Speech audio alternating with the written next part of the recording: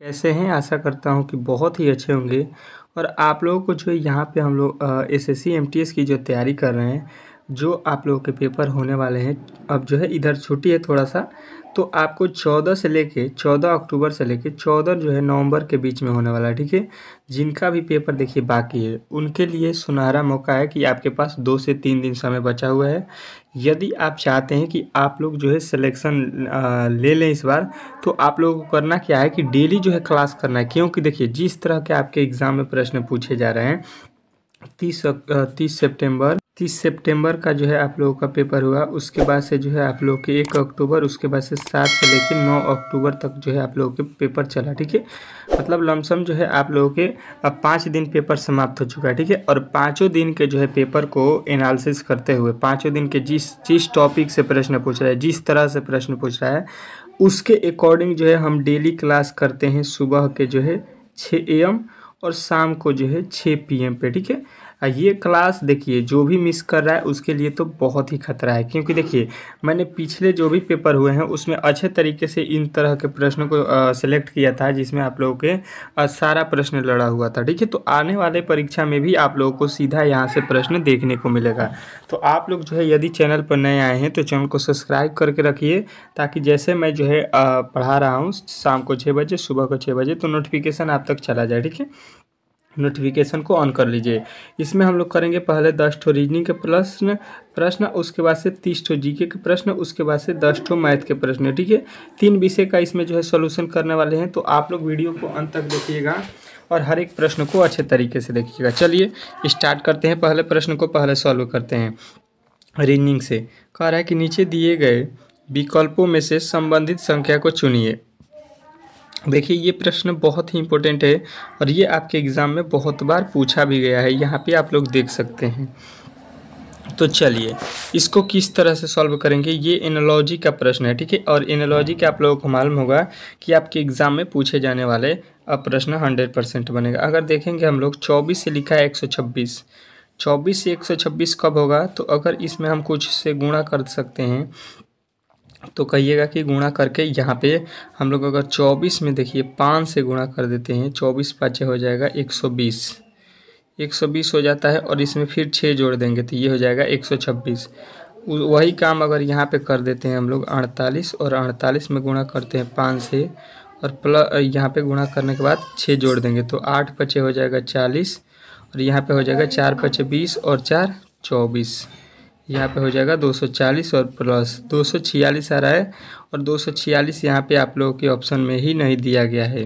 मतलब जो हम ट्रिक से बना रहे हैं प्रश्न को, वो जो है इस ट्रिक से एग्जामिनर जो है प्रश्न को नहीं पूछा गया, ठीक है। तो इसी तरह के प्रश्न आपके एग्ज़ाम में आने वाले हैं।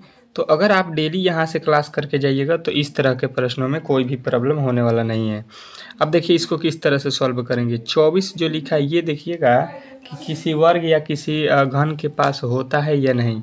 तो हम कहेंगे कि जी हाँ होता है। ये 5 का अगर वर्ग कर देते हैं, माइनस का 1 कर देते हैं, इसमें 5 का वर्ग होता है 25, और 25 में से 1 घटा देंगे तो ये हो जाता है 24। समझने की कोशिश कीजिएगा। वही जो है काम यहाँ पे हुआ है। तो देखिए 126 लिखा है, ये अगर हम 5 का क्यूब कर देते हैं और माइनस का 1 कर देते हैं तो ये हो जाएगा 25। यहाँ पे देखिए 26 लाना है तो यहाँ पे 1 करेंगे, प्लस का 1 करेंगे कि यहाँ पे क्या किया है कि 125, 5 का क्यूब क्या होगा 125, और 1 जोड़ दीजिएगा, ये हो जाएगा 126।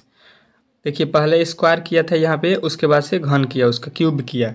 तो अब जो है हम लोग वही ट्रिक को लगाएंगे इसके साथ भी। ये 48 लिखा है, 48 ये किसके जो है वर्ग के पास होता है? तो बोलिएगा यहाँ पे अगर हम 7 के वर्ग कर देते हैं और माइनस का 1 कर देते हैं, पहला वाला में से -1 करना है, दूसरा वाला में +1 करना है, तो ये होता है 49, और 49 में से 1 हटा देंगे तो ये हो जाएगा 48, ठीक है।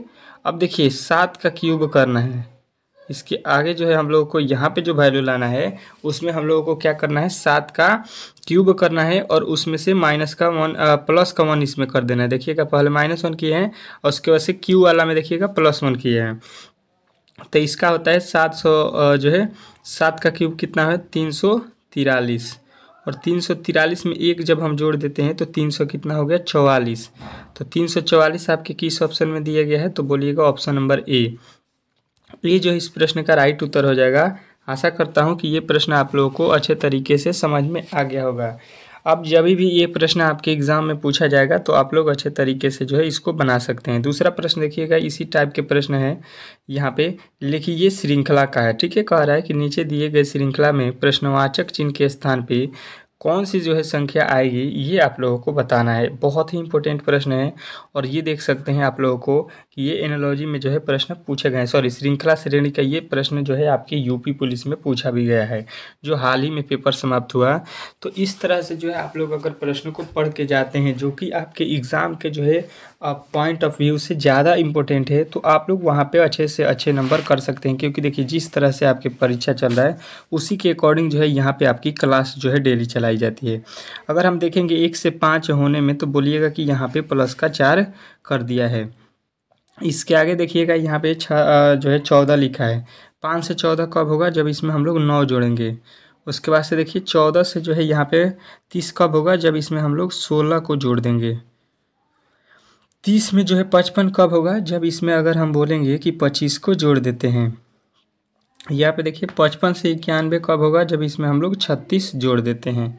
अगर अब जो है आप लोगों को इस तरह से जो है इतना निकालने को ढंगा गया, तो अब आपको समझ में आ जाना चाहिए कि ये लिखा गया है जो 4, ये 2 का वर्ग है, ये जो है 9 लिखा है, ये 3 का वर्ग लिखा है, ये 16 जो है ये 4 का वर्ग है। और इसके आगे चलेंगे तो ये 25 जो है आपके 5 के वर्ग है, और जो है 36 लिखा है, ये 6 का वर्ग है। तो इसके आगे अगर हम देखेंगे, इसके आगे चलेंगे तो देखिए इसके आगे यहाँ पे क्या होना चाहिए, 6 के बाद 7 का वर्ग। 7 का वर्ग कितना होता है, 49। तो अगर हम 49 यहाँ पे अब जोड़ेंगे, कितना में, 91 में 49 जोड़ेंगे तो ये कितना हो जाएगा, आप लोग जोड़ दीजिए। यहाँ पे हो जाएगा 10 और यहाँ पे 9 4 13 1 14, यानी कि जो है हम लोगों का वैल्यू कितना मिलेगा, 140। आगे जो है हम लोगों का जो वैल्यू आने वाला है, ये आने वाला है 140। तो 140 हम लोगों को देख लेना है कि इस ऑप्शन में दिया गया है, तो ऑप्शन नंबर सी जो है इस प्रश्न का राइट उत्तर हो जाएगा। अगला प्रश्न देखिएगा, बहुत महत्वपूर्ण प्रश्न है अगला, तीसरा नंबर, कि निम्नलिखित प्रश्न में दिए गए विकल्पों में से विषम शब्द का जो है चयन करें। निम्नलिखित प्रश्न में जो दिया गया है इसमें हम लोगों को विषम जो है शब्द का चयन करना है। ये भी प्रश्न बहुत ही इम्पोर्टेंट है और आपके एग्ज़ाम में पूछा गया प्रश्न है। अच्छे तरीके से समझने की कोशिश करेंगे अगर हम लोग, तो इस प्रश्न को अच्छे तरीके से जो है आप लोग भी अब बना सकते हैं। किस तरह से, देखिए यहाँ पे लिखे पशु शावक। पशु शावक का मतलब होता है किसी भी पशु का जो है बच्चा, उसको बोलते हैं पशु शावक। अब देखिए यहाँ पे लिखा है गाय का बच्चा, तो गाय का भी बच्चा हो गया। ये यहाँ पे लिखा है बत्तख का बच्चा, ठीक है। तो ये तीनों अगर आप देखिएगा तो ये एक तरह के जो है आप लोगों को दिखाई दे रहा होगा कि पशु शावक मतलब होता है किसी पशु का जो है बच्चा, उसी तरह से गाय का भी बच्चा और जो है बत्तख का भी बच्चा। ये तीनों तो किसी न किसी के बच्चे की बात किया जा रहा है जो छोटा होता है। लेकिन यहाँ पे जो है ठेकेदार होता है, ये ठेकेदार किसी का बच्चा वच्चा तो इससे रिलेटेड नहीं है। तो मतलब जो है ये बोला जा रहा है, ये आप लोगों के अल्टर जो है शब्द है, ठीक है, भीड़ है। तो इसी को जो है हम लोगों को सही करना था। अब जो है आशा करता हूँ कि ये प्रश्न आप लोगों ने अच्छे तरीके से जो है समझ लिया होगा। चलते हैं आगे और अगला प्रश्न यहाँ पे देखते हैं, आपके सामने है। चौथा प्रश्न आपके सामने है, आपके स्क्रीन पे। चौथे प्रश्न का जो है उत्तर आप लोगों को देना है। कह रहा है कि यदि एक निश्चित कूट भाषा में यहाँ पे COVET को जो है यहाँ पे लिखा है, तो उसी कूट भाषा में जो है PEARL को जो है हम लोग क्या लिखेंगे, ये आपसे पूछा गया है। तो आप लोग जो है इसका उत्तर जो है कमेंट बॉक्स में छाप दीजिएगा चौथा। और आपके समय जो है 5 से 10 सेकेंड मैं दे रहा हूँ ताकि इस प्रश्न को आप लोग जो है बना सकें। अब देखिए आप लोगों ने अब तक जो है 1000 वाली PDF यदि आपने परचेज नहीं किया है, 1000 प्लस क्वेश्चन का जो है मैंने यहाँ पे GK के क्वेश्चनों को सिलेक्ट किया है, ठीक है। और ये जो है आप लोगों के जितने भी परीक्षा हुए हैं पिछले जो आपके अब 5 दिन हुआ है, उसमें जो है आप लोगों के सीधा इससे प्रश्न देखने को मिला था। तो जो भी आप लोग इसको नहीं पढ़े हैं तो जो ज़रूर जो है आप लोग परीक्षा से पहले पढ़ लीजिएगा। मात्र इसका दाम जो है 25 रुपया रखा गया है, कोई भी खरीद सकता है। साथ में आप लोगों को इंग्लिश का भी अगर लेना है तो इंग्लिश का जो है 400 प्लस क्वेश्चनों का PDF है, जो कि ये भी मात्र 25 रुपया में, ठीक है। तो आप लोग इन दोनों को 50 रुपये में परचेज कर सकते हैं। बहुत ही छोटा अमाउंट रखा गया है और आप लोग इससे पढ़ के अच्छे से अच्छे नंबर ला सकते हैं, ठीक है। तो इसका जो है आप लोगों को PDF कहाँ पे मिलेगा, तो यहाँ पे जो है मोबाइल नंबर जो दे रहा हूँ उस पे जो है आप लोग संपर्क कर सकते हैं। ठीक है, इस पे जो है आप लोग जो है व्हाट्सएप पे संपर्क कर लीजिएगा, आप लोगों को पीडीएफ मिल जाएगा। मात्र जो है 25 रुपये लग रहा है। ठीक है, ये कोई भी इस समय के जो है डेट में खरीद सकता है, कोई भी पढ़ सकता है, ऐसा जो है अमाउंट आप लोगों के रखा गया है। देखिए, ये भी पैसा नहीं रखता हूँ मैं, फ्री में ही आपको दे देता, लेकिन इसको बनाने में जो है मेरे साथ बहुत ही मेरे जो है दोस्तों ने काम किया है, जिनको जो है हमने 5 से 6 दिन रखा था, तो उनको पैसा देना पड़ा था। ठीक है, इसलिए आपको जो है यहाँ पे 25 रुपये मैंने रखा है। अब देखिए लिखा है COVET। ठीक है, COVET लिखा है। इसको कह रहा है, क्या लिखा गया है, FRYHW। थोड़ा सा अगर आप लोग यहाँ पे समझने की कोशिश करेंगे तो इसका कोड होता है 3 और इसका होता है 6। कितना जोड़ा गया है, तो प्लस का 3। अगर इधर देखेंगे, T का कोड होता है 20, W का होता है 23। यहाँ पे कितना जोड़ा गया है, प्लस का 3। उसी तरह से यहाँ पे अगर देखिएगा तो ये लिखा गया है आप लोगों का कितना, ये तो T था। ठीक है, ये F नहीं है। E का कोड होता है 5 और यहाँ पे इसका कोड होता है 8। यहाँ पे भी कितना जोड़ा गया है, 5 से 8 होने में 3। यहाँ पे देखिए इसका होता है 15 और इसका 18 होता है, यहाँ पे भी 3 जोड़ा गया है। V का होता है 22 और इसका होता है Y का 25। मतलब सब में 3 जोड़ दिया गया है। वही काम हम लोगों को यहाँ पे करना है, PEARL। यहाँ पे देखिए P का होता है 16, यहाँ से 16 से 3 जोड़ लीजिए, 16 3 19, 19 पे क्या होता है, 19 पे यस होता है जब इसमें हम 3 जोड़ेंगे। ई का होता है 5, 5 में 3 जोड़ेंगे तो 8 हो जाएगा, 8 पे आता है यच। इसका होता है 1, 1 में 3 जोड़ दीजिए तो 1 3 कितना हो जाएगा, 4, 4 पे आता है आपका डी। आर होता है यहाँ पे 18, 18 में 3 जोड़ दीजिए, 18 3 21, 21 पे कौन होता है, यू। उसके बाद से एल, एल होता है 12, 12 के बाद से 3 जोड़ेंगे, ये हो जाएगा 15। देखिए सबको दे दिए हैं और सब में हमने 3 जोड़कर यहाँ पे प्लेस वैल्यू आप लोगों को लिख दिया है। अब देखिए आपको यस यच DUO आपको किस ऑप्शन में दिखाई दिया, तो कहिएगा आपका जो राइट उत्तर बन रहा है ऑप्शन नंबर डी जो है इस प्रश्न का राइट उत्तर हो जाएगा। इसमें किसी प्रकार के आपके डाउट नहीं होना चाहिए और इसी तरह के एग्ज़ाम में आपके प्रश्न पूछे जा रहे हैं, तो आप लोग जो है अच्छे से अच्छे जो है तैयारी यहाँ पे कर लीजिए। कह रहा है कि नीचे दिए गए प्रश्न आकृति में लुप्त संख्या को ज्ञात कीजिए।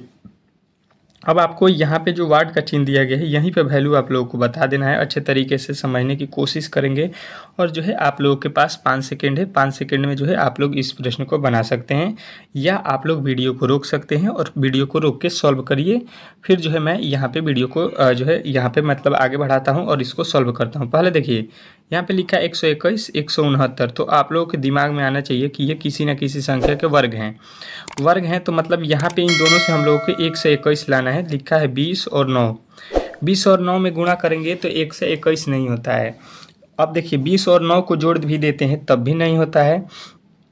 तो यहाँ पे क्या करें कि 121 आ जाए, तो अगर हम बोल दें कि 20 और जो है 9, 20 में से मतलब 9 को घटा दें, ठीक है, माइनस कर दें, तो ये होता है 11, और 11 का अगर हम वर्ग कर देते हैं तो ये हो जाता है 121, और 121 जो है आप लोगों को यहाँ पे दिया गया है। बात समझने की कोशिश कीजिएगा। वही काम हम लोग यहाँ पे देखते हैं किया गया है कि नहीं। लिखा है 24, 24 में से 11 को माइनस कर देंगे, ये हो जाएगा आपके पास 13, और 13 का वर्ग करते हैं तो ये होता है 169, जो कि यहाँ पे दिया गया है। बात समझने की कोशिश कीजिएगा अच्छे तरीके से। हर एक प्रश्न इम्पोर्टेंट है और इसी तरह के आपके एग्ज़ाम में प्रश्न पूछे जा रहे हैं। तो अब देखिए यहाँ पे 32 में से भी हम लोगों को जो है क्या घटाना पड़ेगा, 17 घटाएंगे तो ये बचेगा आप लोगों का 12 और 3 15, और 15 का जब वर्ग करेंगे तो ये होता है 225। तो 225 जो है इस प्रश्न का राइट उत्तर आ रहा था। यदि आपने बताया है ऑप्शन नंबर सी, तो आपने इस प्रश्न का सही उत्तर बताया है। ठीक है, आशा करता हूँ कि ये भी प्रश्न आप लोगों को अच्छे तरीके से समझ में आ गया होगा। अगला प्रश्न देखेंगे और अगला प्रश्न आपके सामने आ चुका है। कह रहा है कि यदि किसी घड़ी में 7 बजकर यहाँ पे कितना हुआ है 30 मिनट हो, तो उस समय घंटे और मिनट की सुई के बीच के जो है डिग्री का कोण ज्ञात कीजिए। देखिए जब भी यहाँ पे जो है आप लोग किसी भी मतलब कि समय का जो है बात किया जाए और उसमें दिया जाए कि आपके कोण ज्ञात कीजिए, जैसा कि लिखा गया है 7:30 हो रहा है, तो इसमें कोण ज्ञात कीजिए।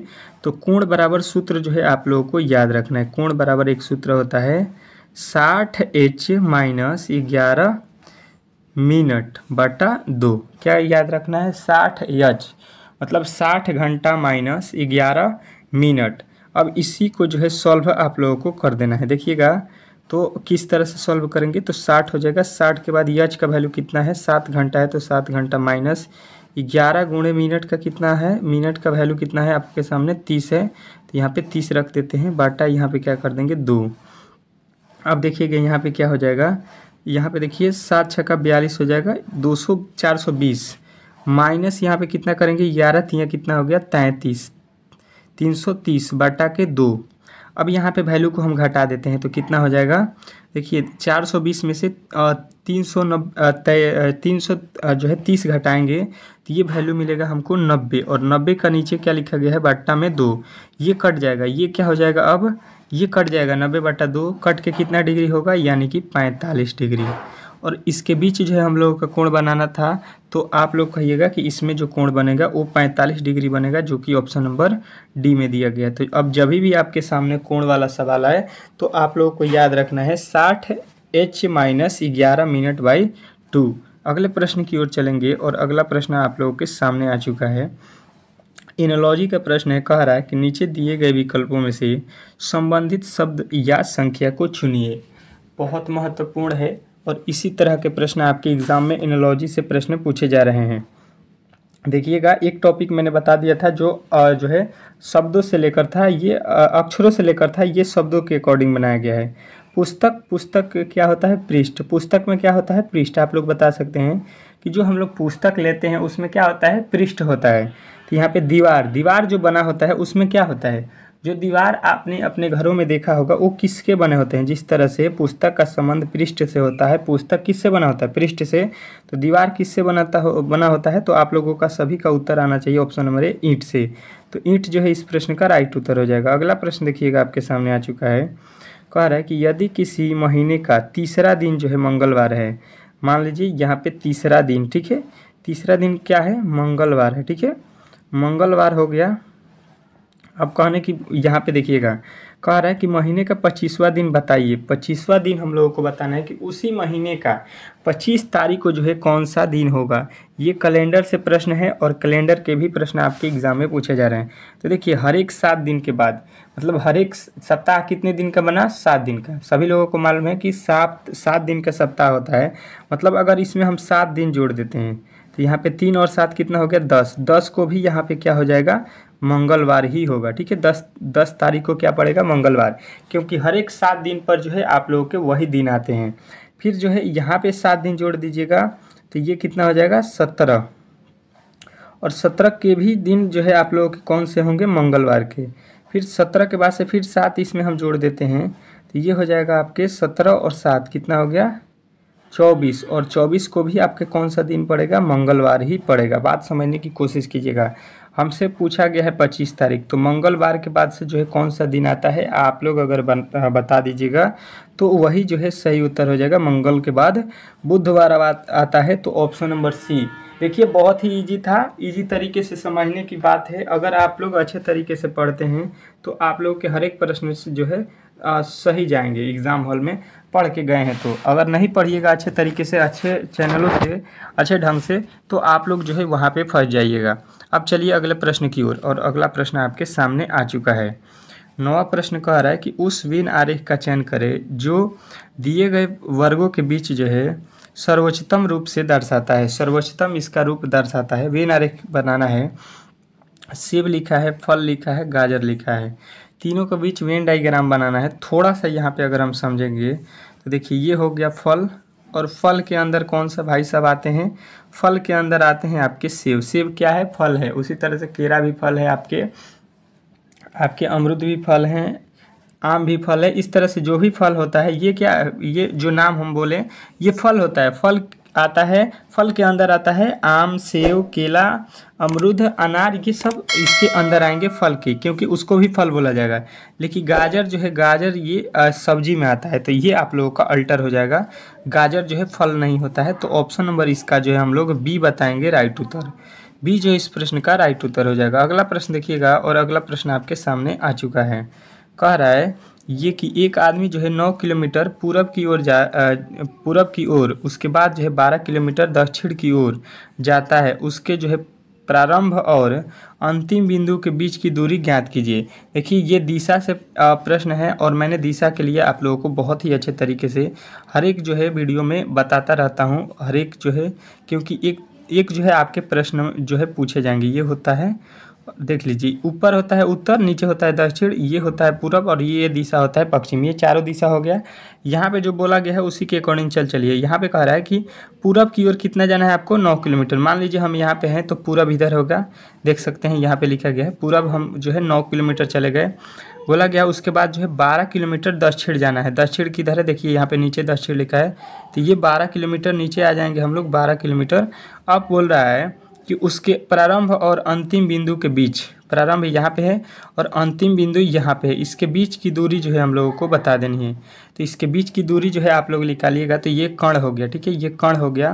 तो कर्ण बराबर क्या होता है, कर्ण बराबर लंब का स्क्वायर होता है प्लस आधार का स्क्वायर हो जाएगा। तो लंब और यहाँ पे आधार का स्क्वायर जब करिएगा तो 9 का स्क्वायर हो जाएगा 81 प्लस 12 का स्क्वायर हो जाएगा 144। 144। देखिए कर्ण निकालने का सूत्र होता है ये वाला, लंब का स्क्वायर प्लस आधार का स्क्वायर। ये यहाँ से देखिएगा तो एक लंब होगा एक आधार होगा, ये दोनों को जोड़ दीजिए, ये होगा 5, 8 4 12 के 2 और ये हो जाएगा आपका कितना, ये हो जाए आपका 2, 125 हो, 225 हो गया। 225 का वर्गमूल निकालिएगा, ये हो जाएगा 15। मतलब इनके बीच की दूरी जो है आप लोगों को याद रखना है कि क्या निकल के आएगा, तो 15 किलोमीटर। ठीक है, आशा करता हूँ कि ये भी प्रश्न आप लोगों को बहुत ही अच्छे तरीके से समझ में आ गया होगा। ये जो है 10वां में जो हम पढ़ते हैं पाइथागोरस प्रमेय, कर्ण बराबर लंब स्क्वायर प्लस आधार स्क्वायर, इसके अकॉर्डिंग जो है 9 का स्क्वायर किए हैं प्लस 12 का स्क्वायर किए हैं। चलिए अब जो है हम लोग पढ़ते हैं जीके के प्रश्न को पहले, उसके बाद से पढ़ेंगे मैथों के प्रश्न को। ठीक है, चलिए देखते हैं जीके के प्रश्न को। चलिएगा यहाँ पे हम लोग करने वाले हैं पहले जो है आप लोगों के 30 जीके के प्रश्न। ठीक है, तो 30 प्रश्न बहुत ही इंपॉर्टेंट है और जिस टॉपिक से आपके पिछले जो पेपर हुए हैं दिन में, उन्हीं जो है प्रश्नों को एक नज़र रखते हुए यहाँ पे प्रश्न 30 सिलेक्ट किया गया है। तो आप लोग अच्छे तरीके से 30 प्रश्नों को याद रखिएगा। कह रहा है पहला प्रश्न, निम्नलिखित में से प्रायद्वीपीय भारत की सबसे बड़ी नदी कौन सी है। यहाँ पे जो है आप लोगों से पूछा गया है कि प्रायद्वीपीय भारत की सबसे बड़ी नदी कौन सी है, तो आप लोगों का राइट उत्तर आना चाहिए कौन सा, तो कहिएगा ये जो है आपकी नदी कौन सी है, तो गोदावरी नदी। ठीक है, प्रायद्वीपीय में जो है आप लोगों का याद रखना है ऑप्शन नंबर डी, प्रायद्वीपीय। अगले प्रश्न की ओर चलेंगे और अगला प्रश्न आपके सामने आ चुका है दूसरा। वर्ष 1913 में गीतांजलि के लिए साहित्य नोबेल पुरस्कार से किसे सम्मानित किया गया था। बहुत महत्वपूर्ण प्रश्न है ये भी आप लोगों के एग्ज़ाम के दृष्टिकोण से। तो ये जो है आप लोगों को याद रखना, ये है रविंद्रनाथ टैगोर को। ठीक है, रविंद्रनाथ टैगोर को सम्मानित किया गया था। अगला प्रश्न देखिएगा आपके सामने आ चुका है, तीसरा कह रहा है निम्नलिखित में से कौन से प्रधानमंत्री जो आरबीआई के गवर्नर भी थे।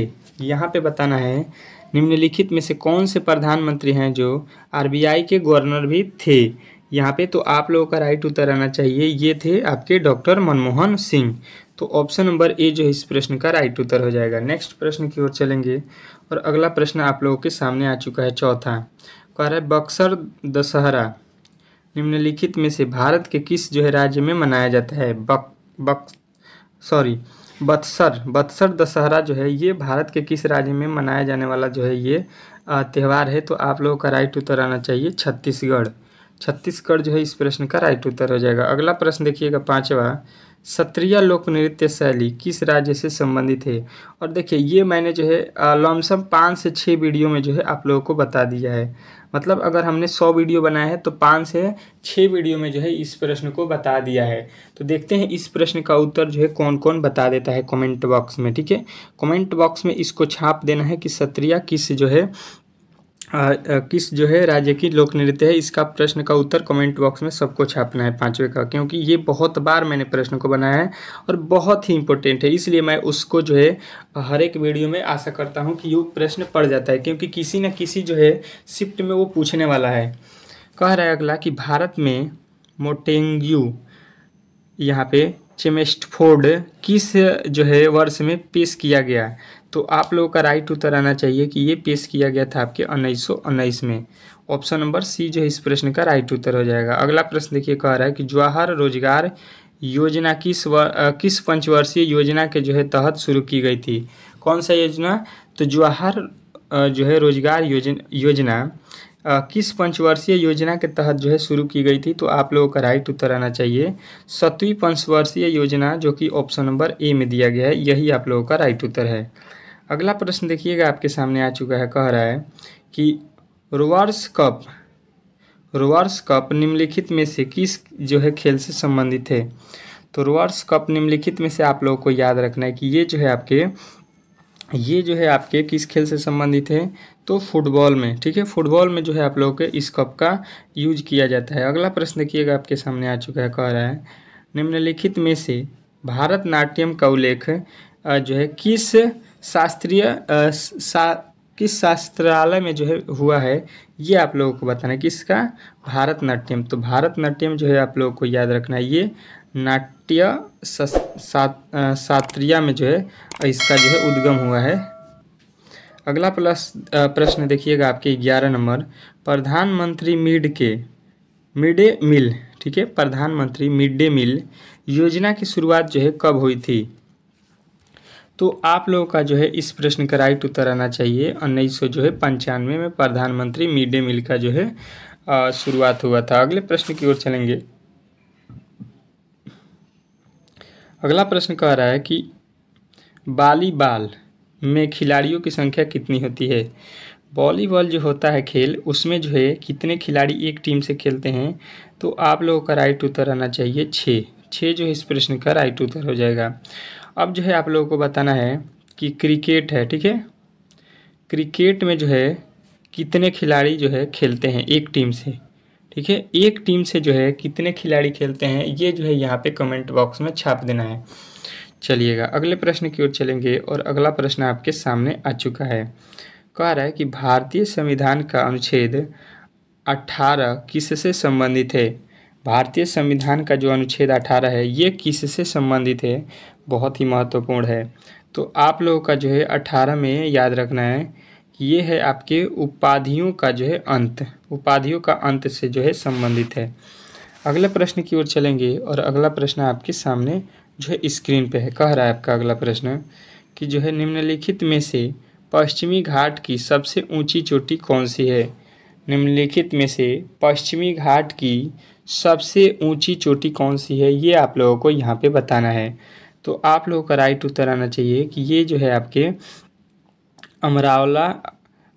अनामलाई जो है, अनामलाई ये जो है पश्चिमी घाट की सबसे ऊंची चोटी है। अगला प्रश्न देखिएगा क्या कह रहा है आपका अगला प्रश्न, वर्ष 2023 में मेजर ध्यानचंद पुरस्कार से किसे सम्मानित किया गया था? जो 2023 बीता हुआ है इसमें मेजर ध्यानचंद जो है पुरस्कार किनको दिया गया, मतलब ये समझ लीजिए।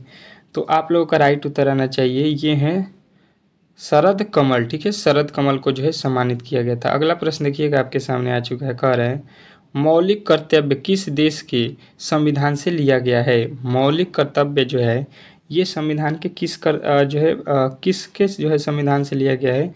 तो आप लोगों का याद रखना है राइट उत्तर रूस से, ठीक है। चलिएगा अगला प्रश्न देखिएगा आपके सामने आ चुका है, कह रहा है कि पानीपत के तृतीय युद्ध के समय मुगल सम्राट कौन था? पानीपत के जो है तृतीय युद्ध में कौन था? तो आप लोगों को याद रखना है कि ये थे आपके शाह आलम द्वितीय। अगले प्रश्न की ओर चलेंगे। अगला प्रश्न आपके सामने 18 नंबर कह रहा है कि चंपारण सत्याग्रह आंदोलन किस वर्ष हुआ था? चंपारण सत्याग्रह मोस्ट इम्पोर्टेंट प्रश्न है और ये प्रश्न आपके एग्जाम में छपता है बार बार। तो ये हुआ है आपके 1917 में, ठीक है। चलिए अगला प्रश्न देखिएगा आपके सामने आ चुका है, कह रहा है कि भारत हॉकी विश्व कप सबसे पहले किस वर्ष में हुआ था? भारत हॉकी विश्व कप सबसे पहले किस वर्ष में हुआ था, ये आपसे पूछा गया है। तो किस वर्ष में हुआ था? तो आप लोगों का राइट उत्तर आना चाहिए 1975 में हुआ था। अगला प्रश्न देखिएगा आपके सामने आ चुका है, कह रहा है आपका अगला प्रश्न कि निम्नलिखित में से निम्नलिखित में से देश का जो है सबसे बड़ा लिखित संविधान कौन सा है, मतलब किस देश का जो है सबसे बड़ा लिखित संविधान है। तो ये आप ही लोगों का है, सभी को याद होना चाहिए। अपना ही देश है भारत, इसका संविधान जो है सबसे बड़ी लिखित संविधान है। ब्रिटेन और नेपाल के बीच कौन सी जो है संधि हुई थी, आपको बताना है कि ब्रिटेन और जो है नेपाल के बीच कौन सी संधि हुई थी। मोस्ट इम्पोर्टेंट प्रश्न है, तो इस प्रश्न का राइट उत्तर आप लोगों का आना चाहिए कि ये आप लोगों का कौन सी संधि है, सुगौली संधि। तो ऑप्शन नंबर डी जो है इस प्रश्न का राइट उत्तर हो जाएगा। अगले प्रश्न की ओर चलेंगे और अगला प्रश्न आप लोगों के सामने आ चुका है। कह रहा है कि लॉर्ड विलियम बेंटिंक ने सती प्रथा का अंत कब किया था। तो ये जो है आप लोगों का राइट उत्तर आना चाहिए कि ये अंत हुआ था आपके 1829 में। ऑप्शन नंबर ए जो है इस प्रश्न का राइट उत्तर हो जाएगा। अगले प्रश्न की ओर चलेंगे। कह रहा है कि विजयनगर साम्राज्य की जो है स्थापना कब हुई थी।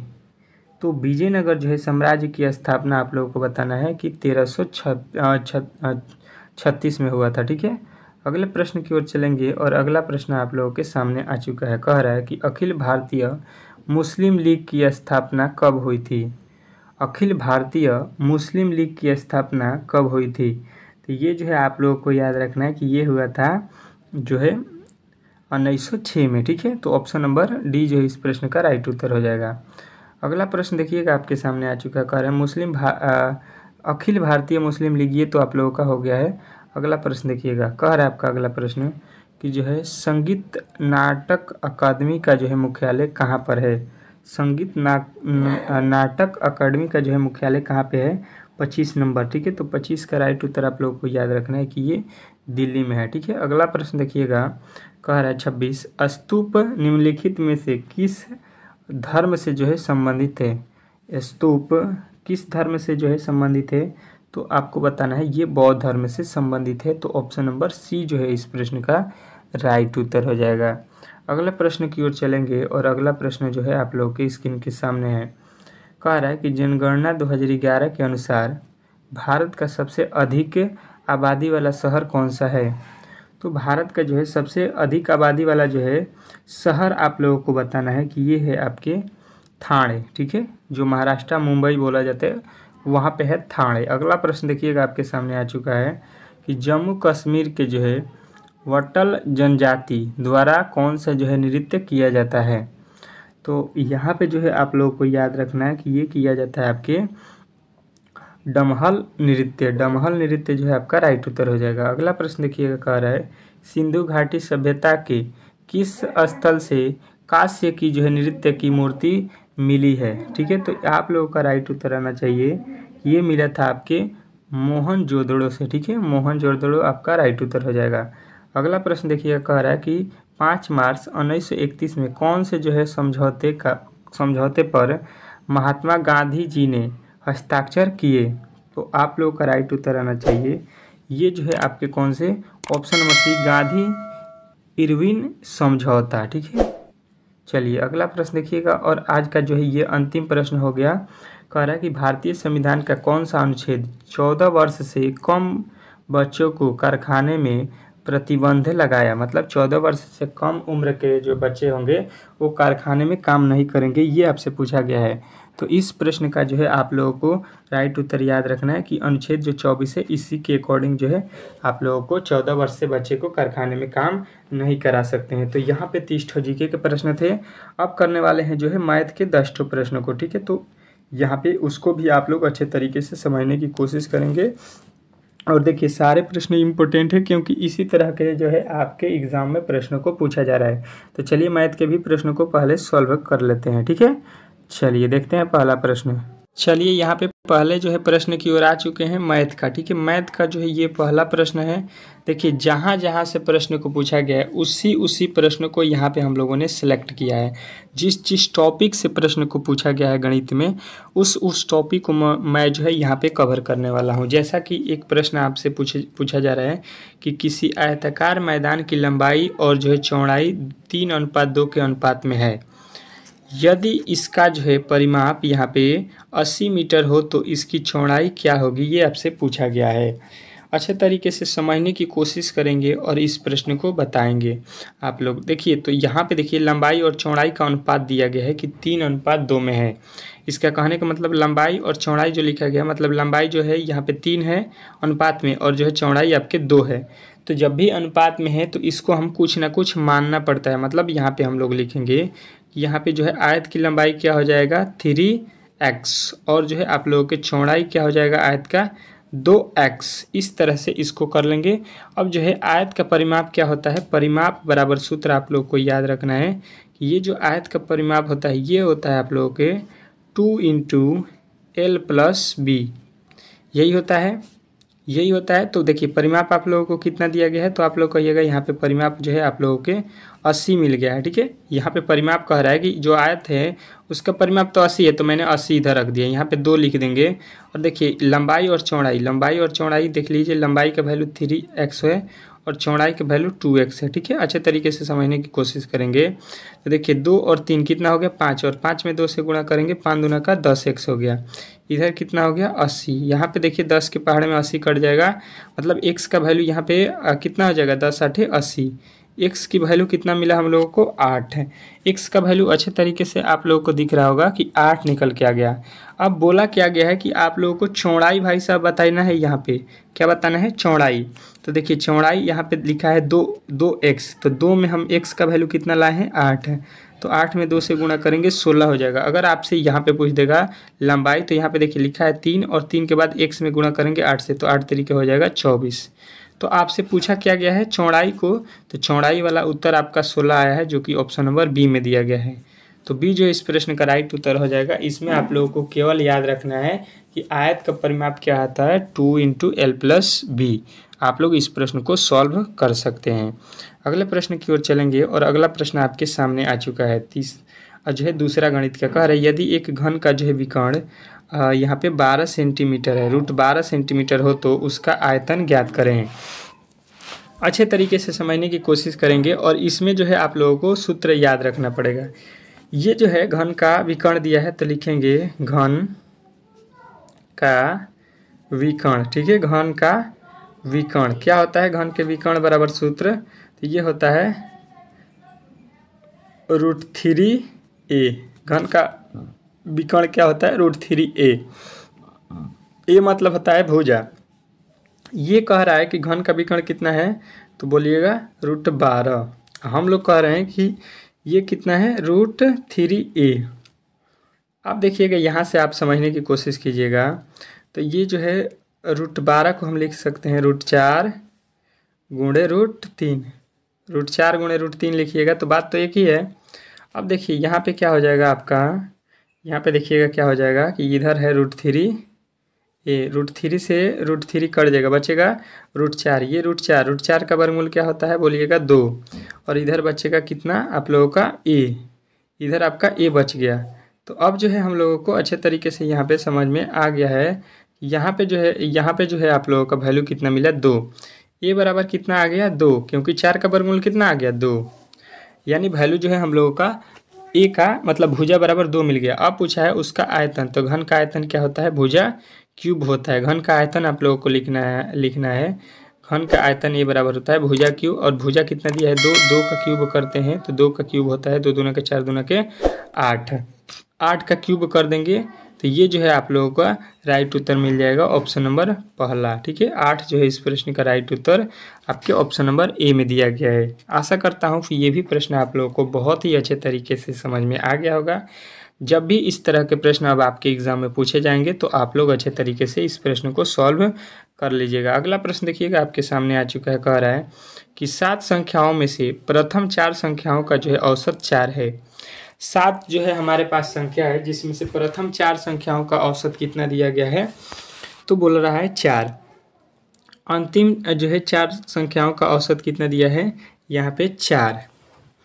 तो कह रहा है इस संख्याओं का औसत जो है 3 है, इन सभी संख्याओं का औसत जो है 3 है तो चौथी संख्या ज्ञात कर दीजिए। देखिएगा अच्छे तरीके से समझने की कोशिश करेंगे हम लोग तो ये प्रश्न भी बन जाएगा। कह रहा है कि प्रथम 4 संख्याओं का औसत हम लोग पहले निकाल लेंगे तो 1 मान लेते हैं ये पहला संख्या यहाँ पे 1 हो गया, दूसरा संख्या 2 हो गया, तीसरा हो गया, ये चौथा हो गया। 4 संख्याओं का औसत निकालेंगे तो 4 दिया गया है, तो 4 में 4 से गुणा कर देंगे तो 4 चौका हो जाएगा 16। ये हो गया पहली। उसके बाद से कह रहा है कि तथा अंतिम 4 संख्या, तो अंतिम 4 संख्या क्या हो जाएगा, अंत से 4 संख्याओं को बोल रहा है, कह रहा है कि अंत से 4 संख्या ले लीजिए। तो देखिए अंत से लीजिएगा तो देखिए अंत में क्या हो जाएगा, 7 संख्या है तो 7 हो जाएगा, 7 संख्या 7 हो जाएगा, उसके बाद से 6 हो जाएगा, उसके बाद से आपका 5 हो जाएगा, उसके बाद से आपका 4 हो जाएगा। यहाँ पे देखिए 4 संख्या अंत से ले लिए, इसका जो है औसत कितना दिया है, फिर 4 दिया है, तो 4 चौका ये भी हो गया 16। अब देखिए यहाँ पे अगर हम देखेंगे तो 16 कितना हो जाएगा, टोटल औसत यहाँ पे आप लोगों का 32 हो रहा है। ठीक है, टोटल औसत कितना हो गया, 32। लेकिन देखिए यहाँ पे 1 से लेके 3 तक, यहाँ पे 5 से लेके 7 तक, यहाँ पे तो समझ में आ रहा है, लेकिन इसमें भी 4 है और इसमें भी 4 है। कॉमन वैल्यू क्या है, 4 है। यानी कि जो है जो वैल्यू निकालना है हमको चौथा, ये इसमें 2 बार हो गया है। तो अब क्या करेंगे, यहाँ पे समझने की कोशिश करिएगा। कह रहा है कि सभी संख्याओं का औसत 3 है, तो सभी संख्या कितने हैं, सभी जो है 1 से लेके 7 तक संख्या है। टोटल संख्या कितना हो गया, 7। तो 7 में जो है हम लोग 3 औसत है, तो 7 तरीके कितना हो गया, 21। अब जो है आप लोगों के सामने 21 आ गया है, और टोटल जो है वैल्यू आप लोगों को कितना मिला है, पहले जो हम निकाले हैं टोटल, तो ये मिल रहा है 32, और टोटल इस समय औसत निकाले हैं तो आना चाहिए हम लोगों का टोटल औसत कितना, 21। तो जो हम 4 को जोड़ रहे हैं, 4 को 2 बार जोड़ दिए थे, 1 से लेकर 4 तक के औसत भी निकाले हैं, उसमें भी शामिल है, और जो है अंतिम के 4 ठो निकाल रहे हैं उसका भी औसत जो है उसमें भी 4 शामिल है। तो यहाँ पे वही अधिक हो रहा है। तो 32 में से 21 घटा देंगे, कितना हम लोगों का अधिक हुआ है, कितना वैल्यू चौथे पद का मिला है, तो 11। तो 11 जो है आप लोगों का राइट उत्तर हो जाएगा। इस तरह से इस प्रश्न को बनाना था। आशा करता हूँ कि ये भी प्रश्न आप लोगों को बहुत ही अच्छे तरीके से समझ में आ गया होगा। चलिएगा अगले प्रश्न की ओर चलेंगे, और अगला प्रश्न आप लोगों के सामने आ चुका है। कह रहा है आपका अगला प्रश्न कि 36 वस्तुओं का क्रय मूल्य 30 वस्तुओं के विक्रय मूल्य के बराबर है, तो लाभ क्या होगा। कह रहा है कि 36 वस्तुओं का क्रय मूल्य 30 वस्तुओं के विक्रय मूल्य के बराबर है। तो अब जो है यहाँ पे लाभ परसेंटेज हम लोगों को निकालना है।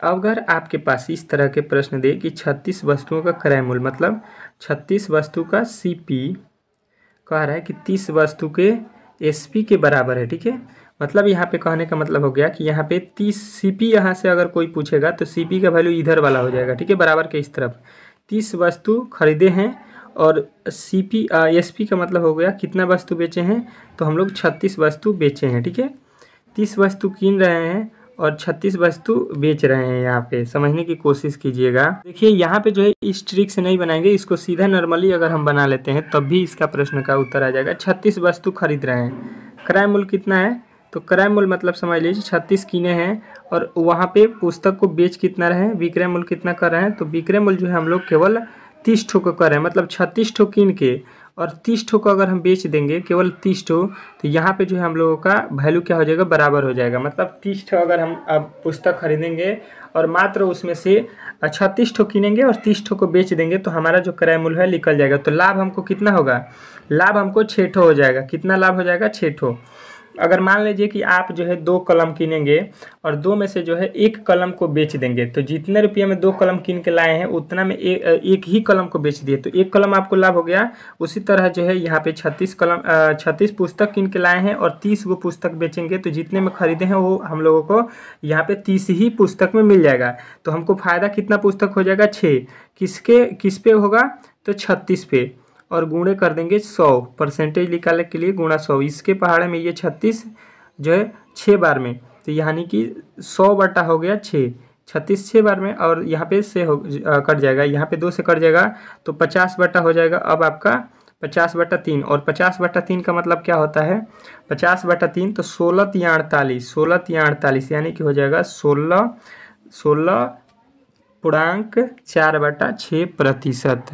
इस तरह से इस प्रश्न को बनाना था। आशा करता हूं कि ये भी प्रश्न आप लोगों को बहुत ही अच्छे तरीके से समझ में आ गया होगा। अगले प्रश्न की ओर चलेंगे, और अगला प्रश्न आपके सामने आ चुका है इस प्रश्न का उत्तर सभी लोगों को बताना है। सरलीकरण से प्रश्न है और इस टाइप के प्रश्न भी आपके एग्जाम में बार बार पूछा जा रहा है। जब भी इस तरह के प्रश्न पूछे जाएंगे तो सबसे पहले आपके अंतिम वाले कोठे, जो सबसे छोटा कोठा होता है, कोष्ठ होता है, उसको सॉल्व करते हैं। तो देखिए 6 और 3 क्या है, माइनस में है, और 3 जो है प्लस में है। ये वाला 3 प्लस में है, तो देखिए 3 प्लस में है और ये 3 माइनस में है, खत्म हो जाएगा, बचेगा यहाँ पे -6। तो अब जो है हम लोग इसको सॉल्व करेंगे तो ये किस तरह से हो जाएगा, 4 माइनस यहाँ पे जो है 3 माइनस, इसमें से कितना निकल के आएगा, माइनस का, यहाँ पे माइनस है और इधर है -6, तो माइनस माइनस प्लस का 6 हो जाएगा। यहाँ पे देखिए ये -6 बचा था, यहाँ पे भी माइनस है, तो कोष्ठ का मतलब होता है गुणा, गुणा करेंगे तो प्लस का 6 हो जाएगा। अब देखिए 5 माइनस यहाँ पे हो गया 4। अब देखिए यहाँ पे 6 और 3 जोड़ेंगे तो माइनस का 9 हो जाएगा।